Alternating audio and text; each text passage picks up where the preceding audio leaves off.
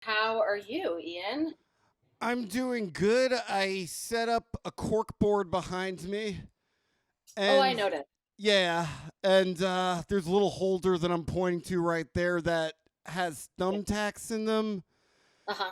And before I hit record, the cork board fell over, Oh, and there's a possibility I'm going to step on a thumbtack in the middle of the night while going to my fridge. okay. But the cork board looks cool, so I propped it up with with 2 cans of Ginger ale, is it?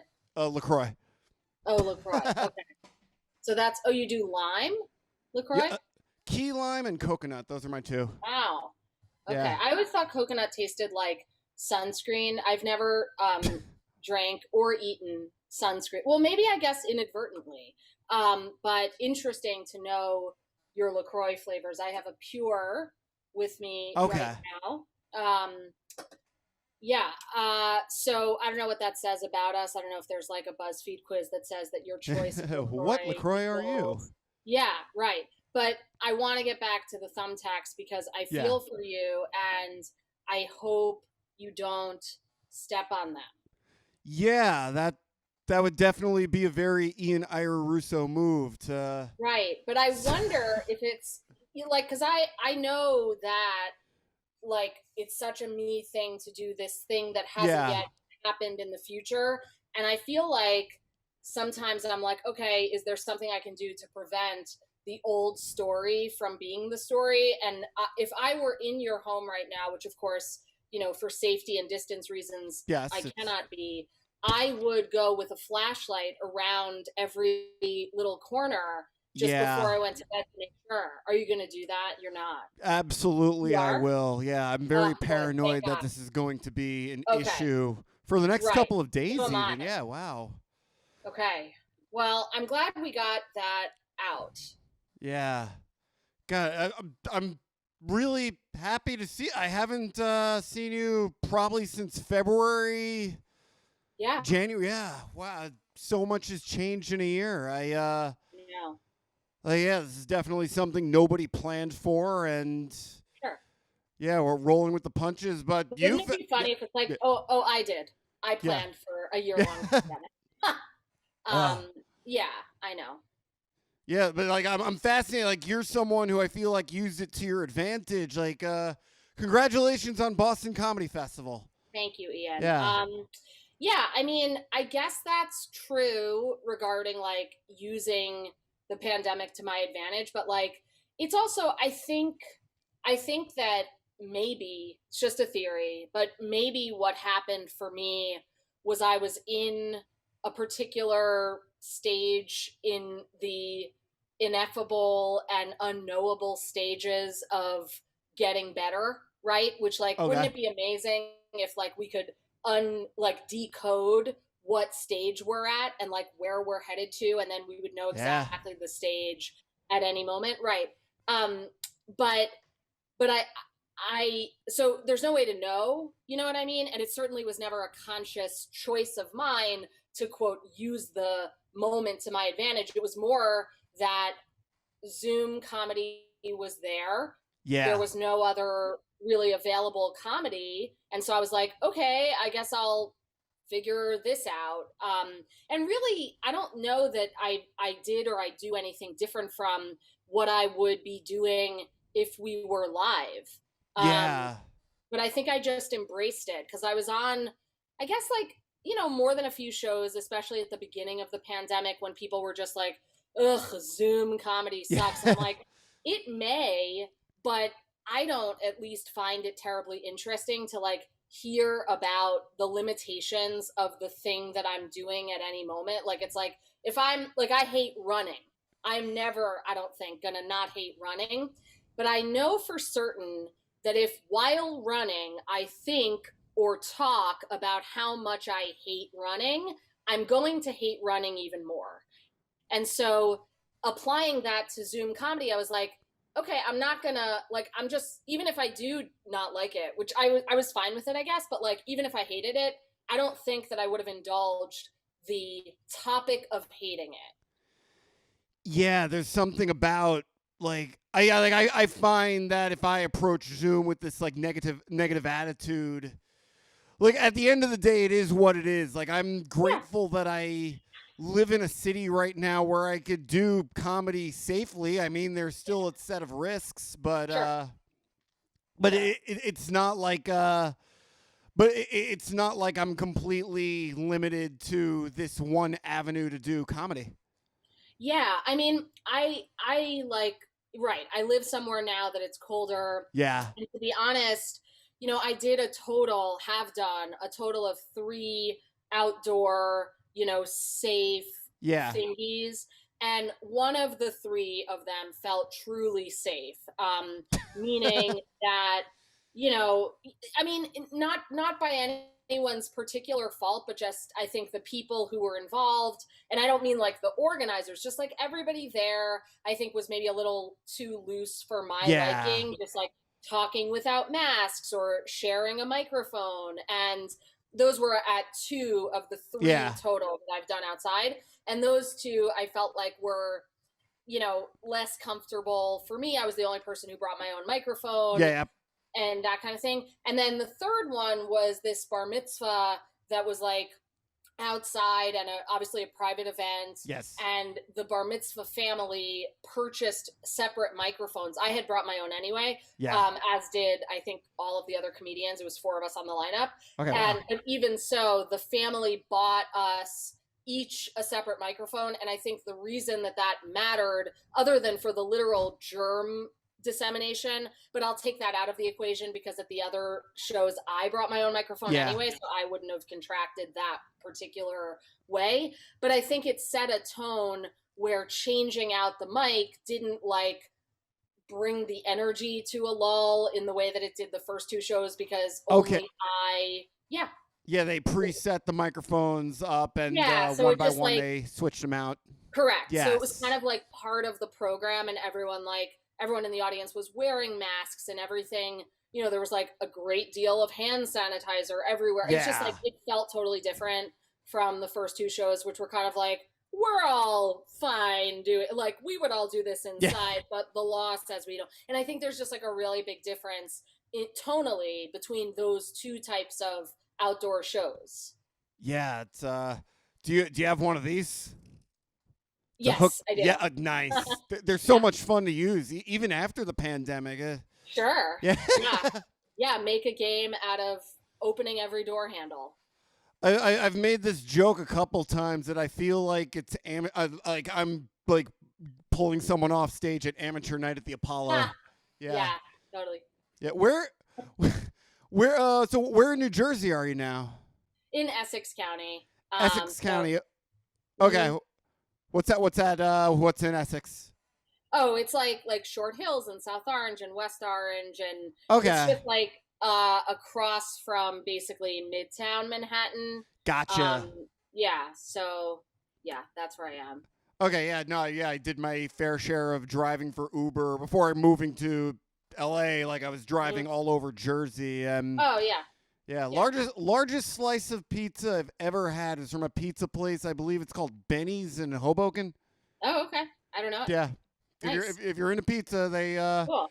there's a photo on the or on the soda machine comparing the size of the pizza to a baby. Wow. And Okay. that's like just something that's like engraved in my memory. I can understand why. I don't Yeah, think I'd forget that anytime soon. yeah, no, exactly. I remember I went to see a band at Maxwell's, which is Hmm. a pretty popular bar in Hoboken, and that was Okay. we went there afterwards. We were all drunk, and I thought it was like hilarious. Hmm. Yeah. Yeah. Sounds funny. Yeah, yeah, it was like God, like so. What you moved out of L.A. What, like September maybe? May actually. It I was it was moved. it was Yeah. May. Wow. Okay. Hmm. Okay. Yeah. Because yeah, the first stretch of people I remember moving was like July when like the second surge. Yeah. Yeah. Yeah. I mean, it was actually a planned It move. was planned. Okay. Yeah. And I kind of like, was able to, I guess, like sneak out because it was a pandemic and Yeah. nobody was like truly keeping track of anyone's whereabouts. Yeah. Yeah. So, I mean, it was certainly like well within the like new normal of, my day consists of taking a 2-hour walk maybe, and then sitting at my computer for Zoom stuff. And then at that time, like my roommate and I were watching a movie every night and like, cooking dinner and stuff like that. So it was like the first entry into that kind of lifestyle. Okay. And yeah, so mhm. Yeah, 'cause I feel like there's like a little bit earlier on. I feel like there was more of like an unnecessary stigma towards people leaving LA, and I feel like a lot of Oh, the people who left are planning to come back to begin with. But sure. Yeah. yeah, I mean, for my part, yeah, you know, I didn't pay attention to whether there was like stigma of one kind yeah, or another, to be honest. But like, I had been planning to move back, so I was like good, always getting married in the summer, and yeah, I was moving back. So the only change was my dad died, and so oh, what would sorry, have been, thank you. yeah, What would have been a May 15th move was a May 8th move. And okay, so that was the only like change to I mean, a lot of things changed emotionally and in my family dynamic, obviously, but like, and obviously it was very sad, but like in terms of my literal schedule, it was only a difference of like a week's time about when I moved. yeah. Hmm. Are you practicing law again out there? No, I No, haven't done anything no. law related. I mean, first of all, I haven't practiced law since 2007, and Wow. I haven't done anything with law since 2015. So I practiced until 2007 when I started teaching. I taught for 9 years, so that brings us to 2015, and that was when I officially retired from my position and did comedy, like Yeah. acting and writing full time. Good. Yeah. Good stuff. Wow. You were Yeah, you were teaching law school, college. I was teaching law school. Yeah, at a university. Very cool. Yeah, Yeah. No, it's yeah, and you got married over Zoom over the summer I did. to a rabbi. It's true. Yeah. I Yeah. that, I don't know. Like, was that something? Was that a part of your sets before the pandemic? Because I feel like that's something I would have clearly like Yeah, that. it's an interesting question. It's a good question. Yeah. I don't know. I don't know even if like, the it's an acute observation in that the simple short answer to your question is like basically no. Like anything that would have been at all like high stakes for me, I was doing stuff that was kind of about things that were a while ago. And one of the things that I always endeavored, or maybe not always, but like certainly the last year, let's say, before the pandemic, what I really wanted to do was have a more like flowy, rolling basis for creating new material, Yeah. because I would create sort of, I don't know, like a funny thing that I might write in a note somewhere, but it didn't quite translate for me into like, well, I'm going to talk about this on stage tonight. And I there's been, I mean, I know that you enjoy talking about like process, which is something that Yeah. I Oh yeah. enjoy Yeah. about you. Yeah.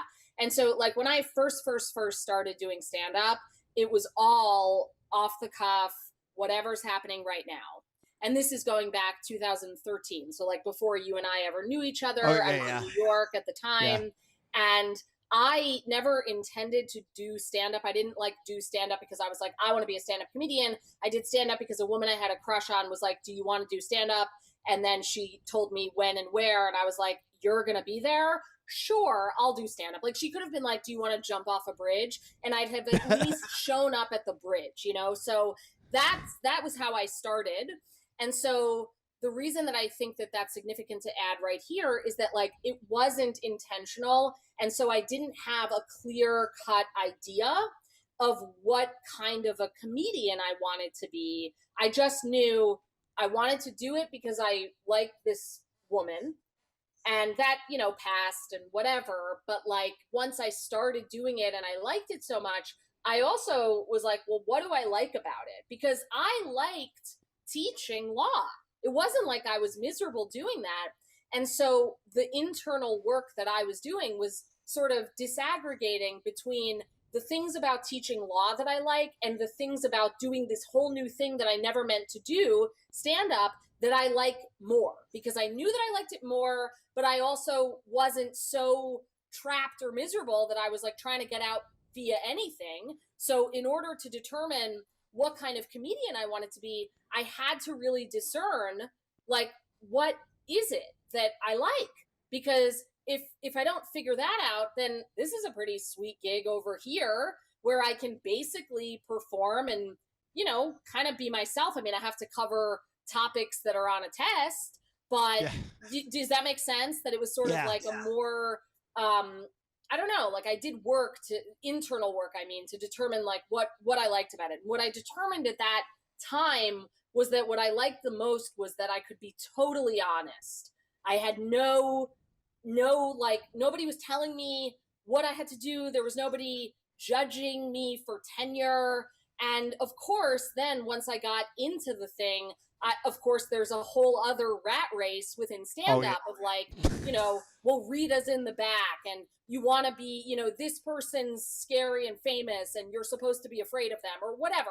And of course, that's not like productive or helpful, but it is a very real part of what happens, especially when you start, you know, knowing either or both getting a little bit better and or knowing the rooms that you want to be in order to get the next whatever you've convinced yourself is important. And that's the whole process itself. It's a whole thing, right? So then I think like the next sort of phase for me, and maybe this accords with the time that I was like in LA, was I was like, okay, because I was doing the what's happening in my life right now, very honest, off the cuff thing. And sometimes it would be great, you know? And like, I imagine you may relate to this because I know, you know, there have been certain times, like I remember you had that one night, I think it was a Tuesday at the Improv, and you basically just like went through your day, or maybe it was a Sunday. It was a Sunday late at night. And okay. And I wasn't there, but I heard about it. And I heard about, you know, Ian just like basically went through his day and killed, you know, and I believe it because I think that there can be those moments when you're just, and not that you were doing this. I know you have, you know, you work on your stuff and you plan and whatever. And I wasn't doing that at that moment, but I bring it up to connect the experiences on this characteristic, which is that I was doing that, not exactly what you did, but like that kind of thing, because it was not, you weren't doing it for this reason. For me at the time, I was doing it because it was all I knew how to do. And it was the only thing that I could like relate that, you know, this is being totally honest, and being totally honest is the thing that I want to do if I'm doing this new thing, which is stand up.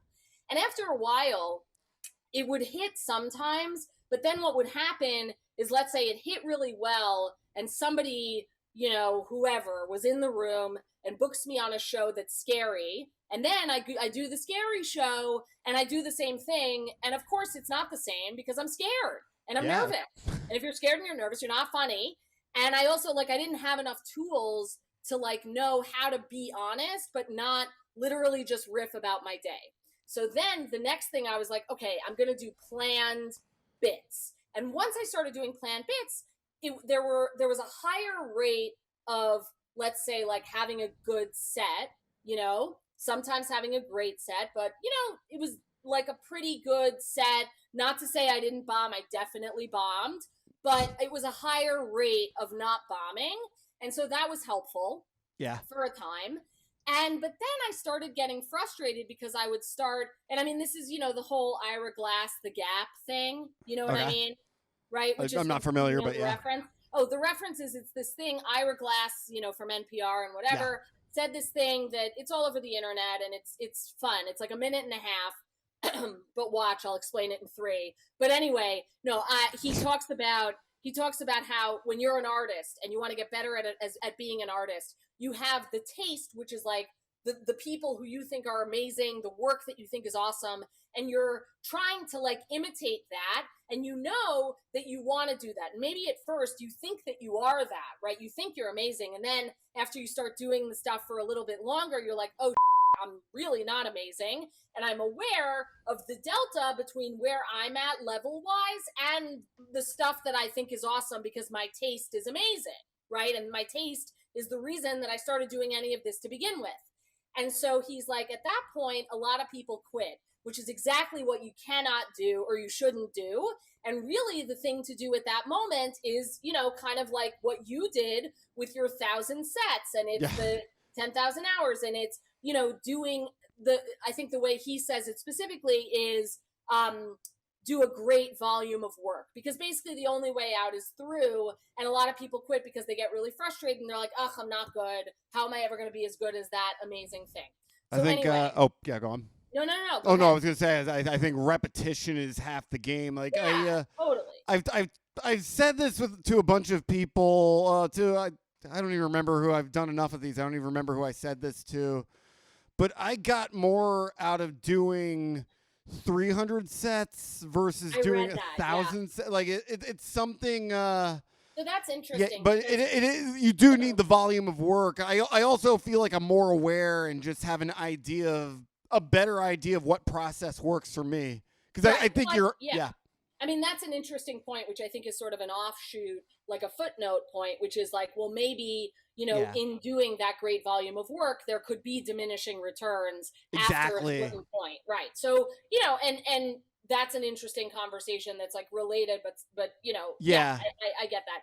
But anyway, so basically, in that gap period, I'm trying to remember exactly the angle that I was like saying this and why I was describing this. But anyway, like I think, that like after I first started, I had no idea what I was doing, and sometimes it would be good, and I sort of relied on the moments that it was good rather than like trying to think about like, okay, well, what's not working? And then once I started figuring out what wasn't working, I was like, I went kind of the whole other direction.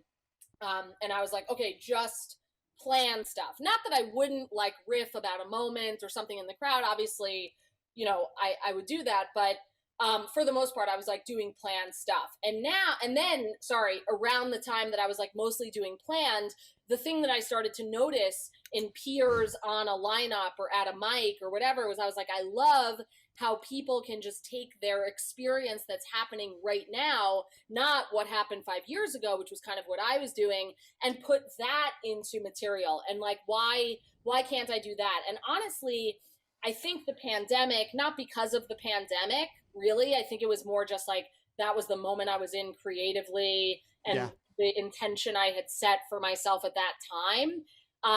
That's, I think, what got better for me. And I was like very excited about getting better about it. And so I don't know if it's so much Zoom versus not Zoom as it is a kind of new thing that I'm able to do in my comedy that I had been wanting to do in my comedy before, and maybe was starting to, but like it just happened at the moment of the pandemic. A, comedy went to Zoom mostly, and B, I was really focused on this next kind of goal and moment. And I think that in terms of like winning Boston, I think it was whatever skills plus a comfort with Zoom plus an excitement about a moment in my development that, culminated in my excelling in that competition specifically. Yeah, that's something that I noticed about the set. Like it was very there was a flow to it, and it was essentially like watching someone to a certain degree, like watching someone get up at a club and thanks. Yeah, you're very, very confident, which that's I find for me personally, I find with Zoom right now, it's something that I'm just learning like as far as like running sets goes. Like I find that I feel like I'm being judged by my own computer. Well, that's interesting. I don't feel that right now because I'm engaging with you. I'm focused on a conversation, but if I don't know where in the room, but whatever in the chat, who to look at, what to focus on, like it weighs on me. Do you do gallery view when you do Zoom shows? Yes. Okay. Typically. That's definitely one thing that I do. And then in terms of the chat, I don't know. I mean, I have definitely engaged the chat. I mean, not like in, a comedy festival Yeah. because you can't. Yeah. But like in terms of, if I'm doing more of a casual, like the equivalent of a bar show, but it's on Zoom, then a lot of times, like I did Rebecca Kaplan's show recently, and like she has a pretty regular audience and they're big chatters. Like she's really, I mean, she's a great comedian, but she's also like specifically popular on Twitter as well. And so, like, I think a lot of the people know her from Twitter. And so it's kind of like a chat in the way that people who know each other from Twitter might be prone to engage in during a show. And Yeah. so, I mean, maybe it's for different reasons, but I just attributed it to that. Yeah. And yeah, I mean, it's kind of like I don't put on myself that I must read every comment in the chat, but like if it pops up in a bubble and I see it Yeah. and I'm able to let it flow into what I'm talking about, then sure, I've been hosting a Zoom mic recently, and there's this one Oh, guy from he's from Australia, yes. okay. And when he laughs, he snort like if you get him to laugh hard enough, he snorts, and Okay. like that's something I've noticed, that like something when he snorts, one, it's working, two, that's something worth highlighting. Like, thank you, Oh, snort. sure. Yeah. Yeah. Yeah. Well, especially because like I'm guessing that kind of overtakes the Zoom sound for that moment at least. Yeah, it's something that stands out. It's something Yeah. like something that helps me with the process of getting better at this craft. Comedy is even if it's like a dog open mics, which, let's Right. face it, most of them are. Sure. Like, if you hear or see something that's just out of the ordinary, highlight it, Yeah. because like if you Yeah. really dig into that, and Yeah. like it shows. Not only does it show that you're present, but it's a way to practice being present, which is Yeah. yeah. Well, on that topic, I also do this thing which I didn't do in Boston, nor would I have in Boston, because like a comedy contest, like you can't really do crowd work because like if you want to Yeah. like win or place or what, it's just different. I mean, I don't know. I'm sure there's like one very notable or one or two notable exceptions to that rule, but I would say it's like a rule that probably Yeah. has very few exceptions. But in any event, on other shows, and this came organically, but something that I do in Zoom shows is I'll sometimes extensively Google someone who has their first and last name on their rectangle, because that's an element of crowd work that is exclusively available to you in Zoom and not in a normal situation. And so the reason I did that wasn't really to like, be clever about it, but because I was doing this show and there was this guy and I thought he was wearing like a full white Miami Vice suit, Yeah. and it was like a Zoom show and we were all in our like quarantine pajama type outfits, like sweats, and maybe not even pants, and he was like a widescreen view, decked out like it was an interview. And I was just like, who is this guy? And he had his full name. And so I was just like Googling him. And then when I did my set, I basically presented my findings by researching him to the crowd. And I've done this, like, I really didn't intend for it to be like a bit or a strategy or a thing, but it worked and it was really fun. And so now I have a bit where I do that, where I say, hi, I'm Liz Glazer, and I am addicted to extensively Googling anyone in the Zoom who leaves their first and last names on their rectangle. And then I'll launch into whoever I might have Googled, like, let's say if I didn't go first, and if I was like peeking around and like, ooh, who are those people and what are they about? Yeah. And it's fun because I've been able to find like people's Pinterest pages and people's wedding registries, which is fun because usually then it's like somebody buy them these, knives and whatever. So that's been a fun That's really thing. funny. Yeah, thank you. But I mean, that's like an example of like Zoom specific. But again, I mean, it wasn't like I was trying to be like what can I think of to be different? It was more like, who's this guy? And then I'm at my computer, so I can very easily Google him. He was in marketing, so I guess people in marketing wear white suits. I don't know. Wow. Okay, someone who really decided to dress up for the occasion. He really did. Yeah. Yeah. Yeah. Right. Yeah. I treat all these. Like I was getting out of the habit of wearing like t-shirts, like band t-shirts before the Oh yeah. pandemic. Out of the Yeah, habit? yeah, I was getting out of the habit. Okay. I remember the last time I got up in the lab was March Tuesday the 10th, 9th, 8th. Okay, March Okay. 8th. So the Mm, Sunday before the pandemic, yeah. which was a weird day in itself because that's when you like the swell was happening. So it's like like it wasn't even at the 75 ticket capacity, which never Okay. happens. Right.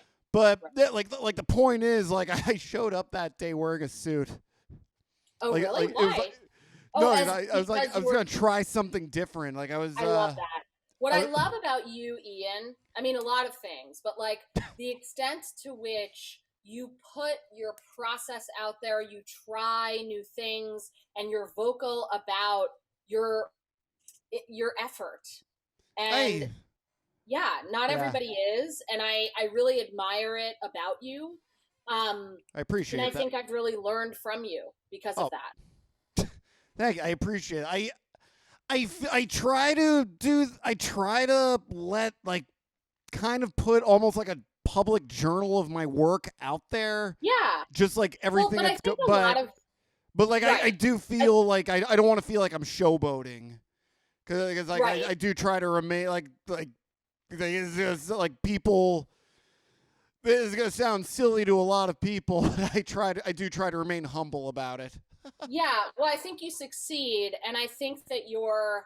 I mean, it's you. You seem to embrace the like sometimes ridiculous aspects, which I appreciate because I feel like there are people, and I'm not. It's not like I'm not naming names. I'm not even like Yeah, necessarily thinking of names or specifics, but like just sort of being aware and around of stand up in real life and on social media. There's a bunch of people who I could think of who are pretty vocal about aspects of their process, but I think that the way that you are is singular in okay. that it's you seem to have a real um, commitment to completeness, and like sharing, not just saying like I'm going to do 1,000 Yeah, sets in a year, but also here's the spreadsheet and feel free to play along. So it's yeah. not Oh, it's that not like was I'm doing this and I'm better, like you were saying with the humility, which I appreciate too. But basically, I'm doing this and I'm telling you about it before I start. yeah, And I'm just going to, update it, and I'll keep telling everybody whatever about my process, but it doesn't come off yeah, as annoying because it seems to me, at least, or at least it doesn't come off as annoying to me. And I don't mean that like, oh, everybody else, like I have no idea. But I don't find it annoying. I find it really commendable. yeah. Um, and I think I do because it seems very genuine. Okay. The spreadsheet idea that was Emily Winter. Oh, yes, I think I did know that. Yes. Yeah. I think Yeah. she did 50 sets in 50 days and 100 sets in 100 days. Right. Right. And you And like then credited yeah. her in your post. Yeah. That Right. was yeah, that was 50. One of the reasons why I got more into doing the reps is because during 50 sets in 50 days, which Mhm. just turned into me and Caitlin Palufo like trying Oh, to see sure. who could get more sets. I don't even know if Right. she was trying, Yeah. but Yeah. in the middle of that, she booked Colbert and Yes. like from the perspective of someone who like I'm still a baby in the scheme of things at comedy. Sure. Sure. But from the perspective of someone who hasn't done festivals yet, who hasn't gotten consistent work doing comedy, like that's a sign that, oh, that's how you do it. You Yeah. Yeah. completely put yourself out there. You're taking the hits. You're finding what works, what doesn't. Right. You're practicing committing. And Mm-hmm. I saw her get up at she was in LA like maybe like 2 years ago, and she got Okay. up in the main room at Flappers, and I remember her annihilating, and it's just like, yeah, that's how you do it. You like Yeah. stage time really matters. Yeah. Totally. And I mean, I think it's like practicing putting yourself in a moment of performance too, where it's like certainly the reps matter in terms of working out the joke, But then I think there's an additional level of like putting yourself in a moment of pressure, Yeah. and now you're on and you only have 3 minutes or you only have 5 minutes or whatever, all of those moments, so that when you get whatever the bigger opportunities are, they truly can feel like just another set. Yeah. Yeah. I could like doing 3 minutes. Like if it were my choice, I would never do a 3 minute mic again. Like Mm-hmm. they are very, very difficult. It is very, very that I Yeah. hate saying that it's high stakes because in the scheme of things, it's really not. Like, Well, but I Rita can is just a appreciate person. that. Yeah, right. Yeah, I can appreciate just that, like but I think us. there's also, huh? No, no, I'm saying Rita is just a person, just like us. Just like us, right? Yeah, Exactly. And yet, in that moment, there is a realness to the high stakes, and I think yeah, it's kind of like, um, yeah. I really try, because like for me, I'm 41 years old. This is the second career for me. okay, Um, and so, and not to say that I don't like, I mean, I take it extremely seriously. And also, what I try and remember, because it is a second career and because I have lived as long as I've lived, is like the moments that I perceive something to be high stakes, to preserve aspects of that realization or that belief in a moment that are helpful and fun, because high stakes can be fun, right? yeah, It's like we all think that doing well, or we did on a Tuesday or a Sunday at the Improv, was like so important. yeah, And then of course we can have a conversation, you and I right now, where we feel the need to footnote like, oh well, we get that it's not, and we get that she's just a person and whatever. But in that moment, in that room, that energy, all of it, the high stakes feel real, right? yeah, And if they feel real in that moment, I would argue that there can be, of course, a negative side of buying into the fact that they're real, right? Like, ugh, this matters, this is my shot, like all that is terrible. yeah, But there's also the good stuff, which is like, what an amazing thing that for whatever reason, my brain and my heart and myself have caused me to believe that these 3 minutes matter, and that this person in the back of the room's opinion of me is important. yeah, And there's an aspect to that part of the high stakes that can be fun, that can be like, and I want to show up as my whole self and my funniest self and my most honest self for these 3 minutes. And if oh I yeah, do well and she wants my phone number, I want to bask in that moment of glory for as long as I can, because I recognize that it's kind of made up, but also so is everything, right? yeah. Right. I do like stakes are very it's very important. Yeah. You can't have good story without Correct. stakes, But it's also and like, it's if motivation. you believe, right, if you believe that it's real, then like, if there's an element of that that causes you to have a heightened, more beautiful view of your place in your life and your moment on earth, then great. Have the high stakes. Think that it's real. I think that high stakes can be, problematic when they, and I say this from very personal experience of like having high stakes or a belief that something is high stakes, and then being like, oh, it's the only thing that matters, I'm so stressed. And it's like, nobody needs that. But if the high stakes are like, this is a really fun day or night or 3 minutes, then isn't that exactly why we do this? Oh yeah, like I think the key is to not let the stakes ruin you. Like Yeah. something that like it is amazing to me that a surgeon could go to work and operate on something like a human heart, or Right. and like just that's their job, and Yeah. they do it well. They Right. granted, like medicine, like nothing's a guarantee, but it's still insane that they're able to do this thing and not crack under the pressure. Like Yeah. I couldn't do that.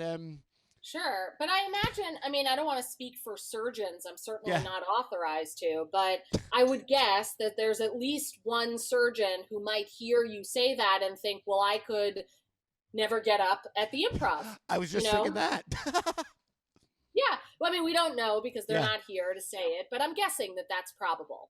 Yeah, but that's just such a wild aspect. Like all these, like there are so many jobs that are way more high stakes, and we have our own internal fears that just Right. like the And work against us. I think that in going back to the reps and why they matter, Yeah. I would argue that the reps matter not only because you're trying out the specifics of the joke, but also because feeling those high stakes many times in a row, over a period of time can allow you to lessen the bad side of the high stakes and not crack under pressure because you're under pressure all the time. Yeah. I always think of I love sports analogies. I hate sports, but I live for a sports metaphor. Like Go on. truly. And so I but also like driving. I don't know that I hate driving, but I feel like both of those are things that I draw metaphors from a lot. And it's like, you know, if you're at the line shooting free throws in practice, then presumably if you're able to hit the free throw when the bell is ringing or whatever you say in that moment, then the success of that free throw shot is a result of your putting yourself, even not consciously, in the moment of practicing from the free throw line god knows how many times, you Oh know. yeah. And I also think But of it in terms of highway driving. I have a visceral memory of when I first started driving, like ever, and how, merging on the freeway was so hard. And now it's not, thankfully. I mean, sometimes I guess it could be, but like, for the most part, I'm not like freaking out about it. I'm not like I just always remember that yeah. scene from Clueless and stuff like that of just like freaking out. And you just do it enough times that you're not freaking out. And I think that the reps do the work, Yeah. of that as well. Got someone like LeBron James who's able to Great driver. effortlessly No, he's just able to effortlessly shoot three Yeah. pointers like it's nothing in stadiums, in Right. arenas. But Yeah, presumably, I mean, I don't know really anything about LeBron James, but I'm guessing that what he's imagining in his moment of shooting the free throw is like there's nobody there. And like he's yeah. just, at practice That's just his or job. whatever. Yeah. For, Yeah. for an actor to do something to effortlessly be in the moment on set with Yeah. 50 crew member watching. Right. Yeah. Right. Or stage when it's live. Yeah, wow, that's a whole other Right. yeah, God, theater. Yeah, but I just imagine that like what we do, or did or however, whatever, that like doing that in a room with a lot of people when you have attributed meaning to this moment and this person's judgment of you or whatever it is, like that's hard to do. And it's something that we've like chosen for some reason. I guess for me, I would say because I have this belief that the highest expression of myself comes through this form. Oh yeah. That's why I do it. That's a good reason to do it. Thanks. Yeah. Yeah, I mean, if you're doing I this, think, no, I was gonna say if people who do this to make a living, oh, sure.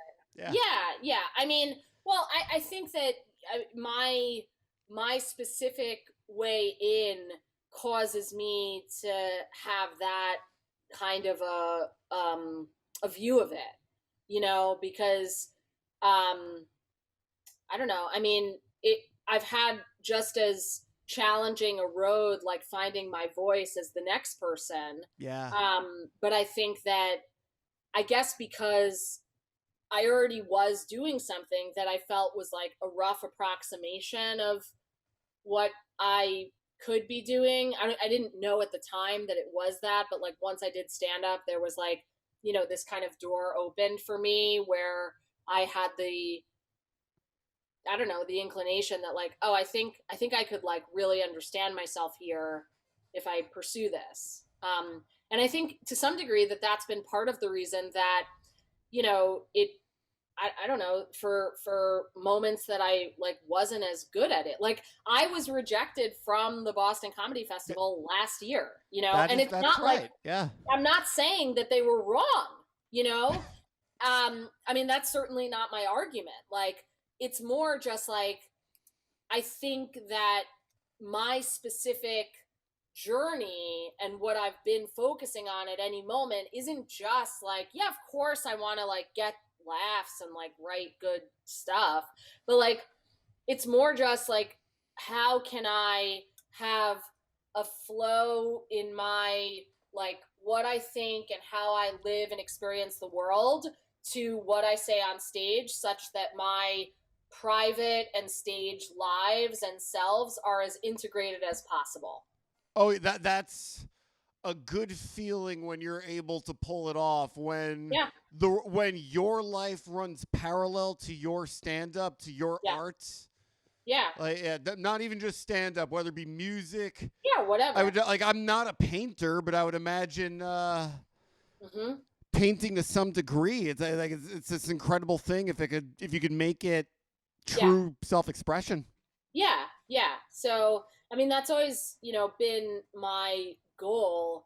And there are times that it's been more and less frustrating. And I imagine that there will continue to be times that it's more and less frustrating because it's all kind of a process with ebbs and flows. Um, but yeah, like, I guess, right now I feel pretty okay mostly about, how I'm living, and then channeling that into stuff I write and perform in Zoom Finding the shows. flow, yeah. Yeah.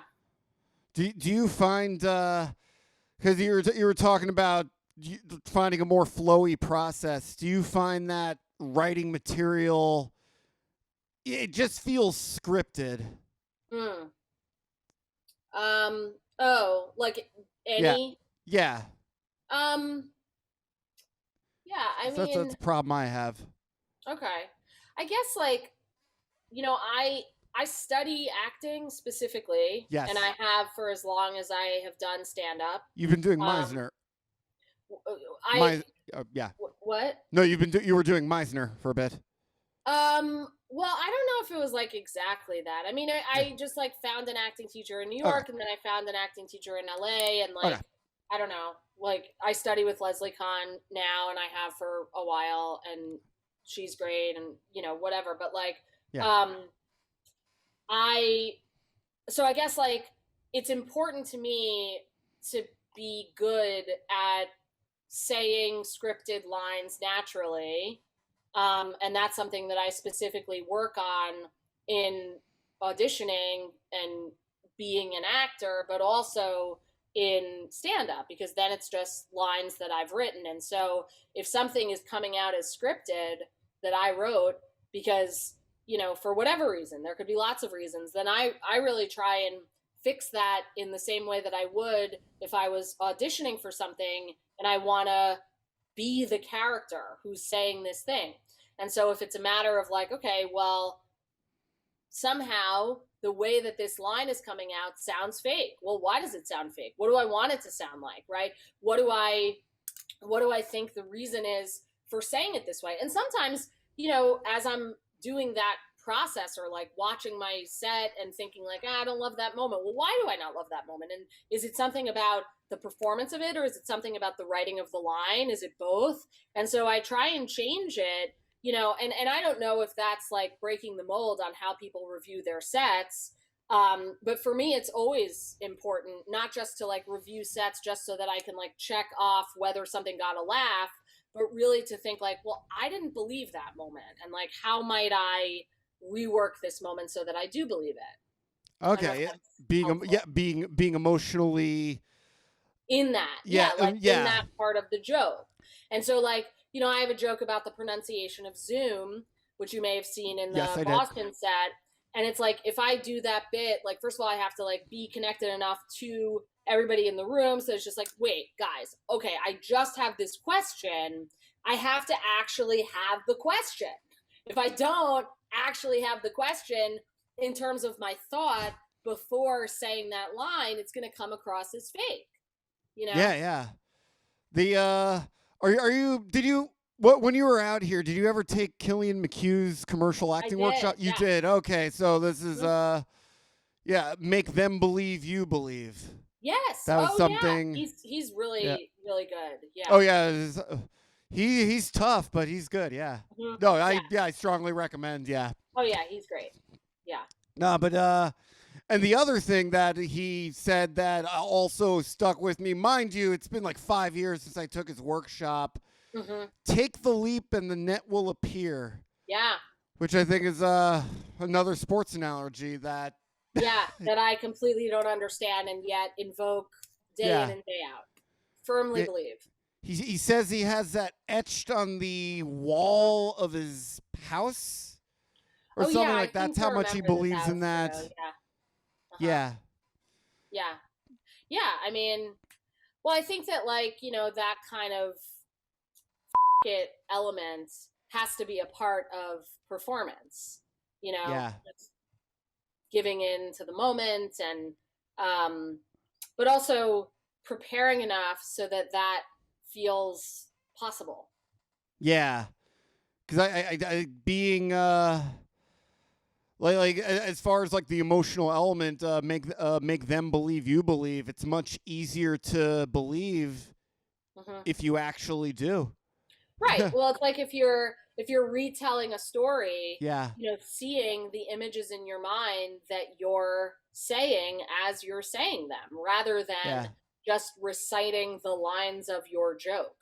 That was something. That was a piece of advice that Justin Foster gave me, and it was one of the first legitimately good pieces of advice I got Hmm. since when I moved to LA. And Hmm. along the lines of, if you're writing a joke, don't memorize the words, but picture what those words mean to you. Yeah. Yeah, Yeah. which is like something that people say for acting too. Yeah. Okay. Hmm. I never even thought of applying that to like scene study. Hmm. Yeah. Yeah, because that's like so that's something as far as because I find when I do that I start coming off as less robotic and I'm able Yeah. to give the illusion at least that this isn't pre-written. Right, exactly. And I think then it almost like it isn't in a way, even if it literally is, because you're experiencing it because you're actually in your brain having the image of what comes next in the story, right? Or Yeah, in the whatever you're sharing with the crowd. yeah, and if you're just remembering point A and point Z Yeah. and trying to focus on point B, C, D, E, F, like it's not Hmm. it's not a constructive way of like Yeah. you yeah you'll it's too many ways to like up. Yeah, I guess that could be right. But either way, I mean, Yeah, I think it's a helpful tip. yeah. It's so it's like so right now like obviously in Jersey is there any outdoor comedy in Jersey or New York right now? I don't know. I Yeah, haven't like tried to, get yeah, in on any of it. There was like I think Stand Up New York yeah, had a lot going on, and they also are in LA, to my understanding. yeah. They actually contacted us. They were talking about the idea they Right. wanted to Yeah. collaborate. So, I mean, when I moved back, I was, very much like on the peripheries of this scene because I would come back and forth and I knew the people I knew, who may produce independent shows. But I mean, I was like, it's a pandemic. Like, I'll Yeah, just, stay in this lane that seems to be working. And then, when things truly come back, the thing is, I also am like a total COVID safety nut. And yeah, so, it's not interesting to me to find a way to like skirt a rule to perform. yeah, Like, I'm fine here. And then, when people's droplets become less poisonous, I'll Yeah. be happy to be outside again, or inside, whatever. Like, it's just, I don't know. I mean, I've spent a lot of time in comedy, like really being very aggressive about like Yeah. getting on shows and things like that. And I think that there's nothing wrong with that. But it was a cool moment, I think, the pandemic. I mean, setting aside obviously the tragedy and the Yeah. horrifying aspects of it, Yeah. but I think, it came at a time when maybe taking a little bit of a step back in terms of like the aggressiveness of getting on stage as much as I was, may have been useful.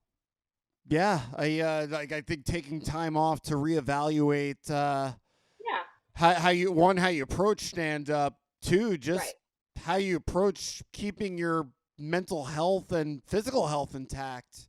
Yeah, 'Cause and it was also like I was, I had like kind of enough going on in Zoom anyway, and so it was sort of just like, okay, well, I have this. Like, I think I'm okay in terms of getting, writing enough new stuff, doing enough, sort of, moving over to making video content and stuff that it's not like at other times I wasn't also trying to meet those goals. And so when we all went inside, there was a little bit more of an opportunity to do that. And I was like, okay, I'll do this. Like, I'm not trying to get COVID here. yeah. So, if people are super aggressive about going outside and it's proving to be unsafe in certain moments, then like I'm fine. I don't need to, Yeah.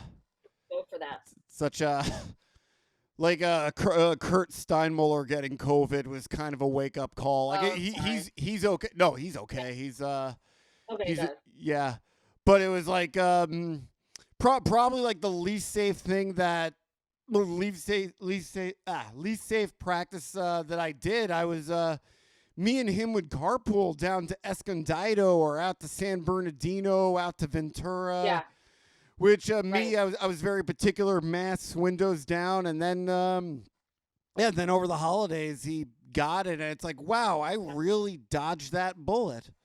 Yeah. Well, I'm glad you did, and I'm Yeah, glad he's but okay. yeah, but it's also one of those things that like this is I definitely like I'm taking all my precautions, but nothing's a guarantee, and I think Right. we're up to 25 million Americans now who had it. Wow. It's wild. Yeah, totally. I'm just glad there are optimistic signs that worldwide for the first time in all this the numbers are starting to go down. Yeah. Yeah. I share I share that view of optimism. Yeah, I think optimism is a very important thing to get. Like Mhm. it's a driving tool to get us through these crazy. Yeah, I share that. And like, I think that, it's interesting you say that. And I just want to note the time because I have a show at, for me, it's 10. Okay, So I'm fine for time. But okay, anyway, just being mindful of it. But like, yeah, in terms of, I said earlier that when I started doing stand up, the thing that stood out to me as different from my job was the honesty. Not that I yeah, was like lying, but just like that I could be totally fully myself and whatever. I think the other was the optimism, which maybe not everybody associates with comedy. Certainly there's optimistic comedy and there are comedians who are known for optimism, like Mike Kaplan or Maria Bamford, just to name like a couple. yeah, But like, that there is a lot of like pessimism and complainy aspects of comedy. But I think that for me, to the extent that I wasn't like a class clown or anything like that growing up, I was like, weird, but not like always the funniest or anything like that. And I think that the thing that interested me about being able to just go on stage and say stuff about me was like, to what extent can I offer optimism? Because I think that, and again, like there could be very optimistic law professors. I do remember giving a paper, and like when I say that, it's like as an academic, you write a paper and you workshop it at various schools and in front of different faculty or whatever. And like the paper I was working on right around the time that I started doing stand up, It was a paper called Getting Back to Work. I never ended up publishing it. But it was a paper about like employment discrimination and basically how like, and this was in 2012. So, Okay. it's not like necessarily relevant legally anymore, but that basically like employers, like there's all this focus in employment law on how employee cases need to be heard, more broadly, and we need to like favor employee plaintiffs who are getting fired for all these dumb reasons. And my paper was basically about how employers could take the note like that rather than the debate focusing on how employment discrimination plaintiffs are the losingest plaintiffs in all the law, which at the time anyway they were. What about shifting the focus to the employer and saying, well, if you have all these people who are suing you because they're saying you're racist, being racist, unless you're like running, I don't know, a racism business, is not what you're supposed to be focusing on at work. And so rather than being threatened by your plaintiff employees, maybe just recognize that if you have these HR complaints, to like refocus your business so that you're not just avoiding lawsuits, but instead you're refocusing on the work, which was why the paper was called Getting Back to Work. On And I still labor. think it's a good idea. But anyway, I remember a comment on a workshop I did about that paper that another professor at a school was like, it's just too optimistic. And I remember thinking like, I don't want to be in like an industry where a note is that it's too optimistic, that like, because the way that people approach like a workshop about a paper is like, here's my idea, and everybody's like, well, here's why it sucks, and here's why it's already been written about. And your like goal as an academic is to like, weed through all those like defenses, and for a sports metaphor, to be a goalie for each of those potential like hockey pucks coming at you, such that your paper is strong because it's been subjected to all of these really tough defenses, right? And so, but anyway, so like, and that, it can be fun and whatever, and it's not like a joke. I mean, a joke is tested that way too, but just the idea that like my overall thesis is being optimistic was a criticism in itself. I was just like, I don't want that. And of course, like I could have published it anyway. I could have, it's possible that there are optimistic. I mean, I can think of like, there's an academic named Nancy Levitt, and she wrote a book called The Happy Lawyer. And so like, it's not to say that there aren't legal academics who are optimistic, but anyway, I just pick on that because you talked about optimism. And I think in addition to desiring to be honest in my comedy, I have also desired to be optimistic.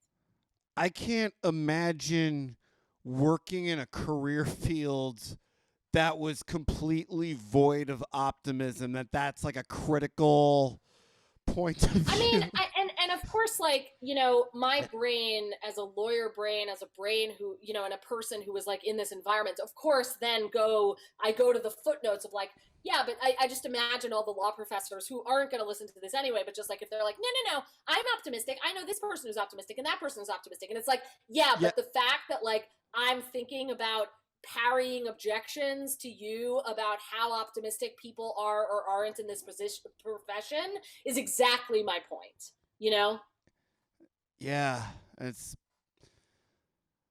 like, yeah, there, like, optimism is a form of drive in the scheme of things. Drive, Yeah, you said? yeah, drive, yeah. Yeah, I think that's right. Well, and I also think like, this is just the last thing I'll say. And thank you again for having me. This is no problem. Real pleasure, and you're amazing, Ian.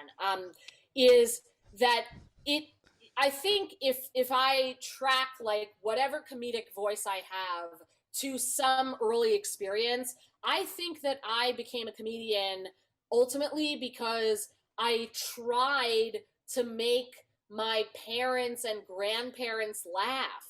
I tried to bring humor to sometimes very heavy moods and moments. And not that my parents and grandparents, for that matter, aren't funny. They are, and they can be very lighthearted and loving and whatever. But like, I have a lot of Holocaust in my background.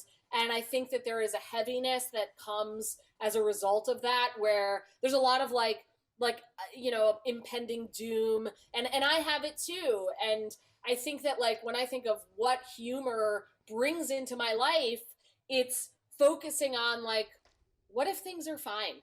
I'm not saying that they are for sure, but what if they could be? And maybe, honestly, the to the extent that I've had success during a pandemic, it's because this type of environment is what I have been conditioned to believe has always been imminent. So maybe that's why, I was able to pull out a win during this time. I don't know. Yeah. This is Yeah. yeah. This is this is an incredible conversation front to back. You're so sweet, Ian. Yes. Thank you so much for having me. No problem. Is there anything you want to plug? No.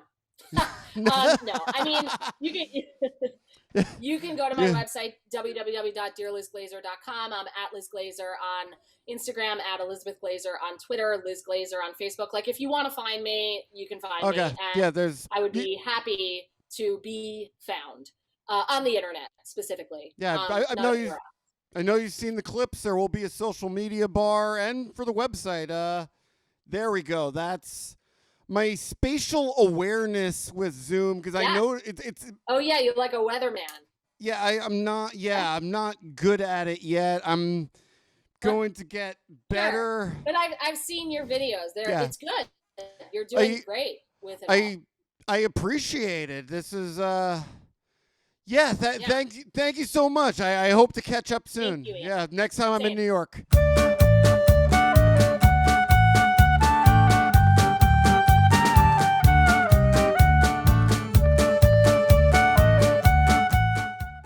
Is there anything you want to plug?